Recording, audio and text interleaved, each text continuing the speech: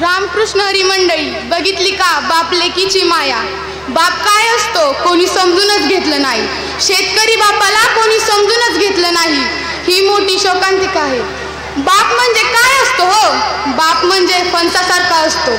बाहेरून जरा काटे असतात, आतून मात्र मऊ मुलायम गर असतो.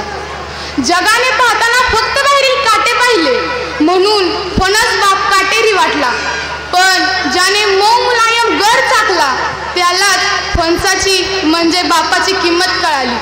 तुमच्या माझ्या शेतकरी बापाची अवस्था काय आहे? तुमच्या माझ्या शेतकरी बापाची अवस्था आहे की कधी ऊसाचे टोमॅटोचे 5-5 लाख त्याच्या खिशात असतात, तर कधी चौकात आलेल्या पाहुण्याला चहा पाजायला 5 रुपये त्याच्या खिशात नसतात. आई डोळ्यानं रडली, आई आम्हाला जवळची वाटली, पण बसलेल्या कोणीच आपल्या बापाला रडताना पाहिलं नाही, कारण वडील कधीच रडत नाही. देवाने आईला डोळ्याच्या जागी रडायला डोळे दिले, भावना डोळ्यात दिल्या, पण वडिलांना डोळ्याच्या जागी डोळे दिले, रडण्याची अनुमती मात्र काळजातून दिली. कारण त्या बापाला डोळ्यांनी रडताच येत नाही हो, कारण त्याला माहीत आहे मी जर डोळ्यांनी रडलो तर माझी आई, वडील, बायको, पोरं धीर सोडतील, डगमगतील. मीच त्यांचा आधार आहे, म्हणून बाप नेहमी काळजातून रडत असतो. मुलीचं लग्न असलं 2-2 दिवस मंडपात धाव करतो. पाहुण्यांना जेवणासाठी हात जोडून विनंती करतो.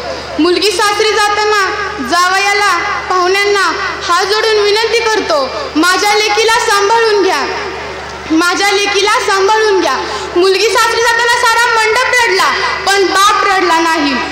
मुलगी आईला म्हणते मम्मी पप्पा असे कसे ग? मी जाताना सारा मंडप रडला, पण माझे पप्पा रडले नाहीत. मी एवढी जड झाले का पप्पांना? पण पोरींनो, तोच बाप तुम्ही गेल्यावर कार्यालय, वाजंत्री, घोडा सगळ्यांचे पैसे देतो. घरी जाऊन घराच्या एका कोपऱ्यात बसून मूस रडत असतो. तुमच्या साहित्याकडे, तुमच्या कपड्याकडे बघून बाप रडत असतो. बायको म्हणते अहो गप्पा, रडायचं थांबा, पण तो रडतच राहतो. आणि बायकोला म्हणतो अगं लाव की ग परीला फोन, बघ की ग ती पोहोचली का, बघ की ग तिला करमतंय का. असा असतो बाप म्हणजे मुलगी म्हणजे बापाचं काळीज असतं.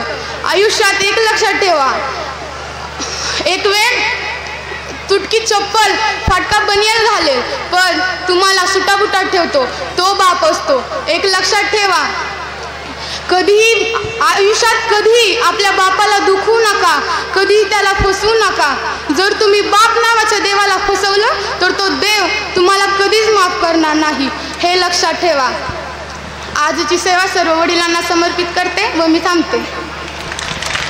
बाप म्हणजे काय असतं हो? बाप म्हणजे जगण्याचं माप असतं.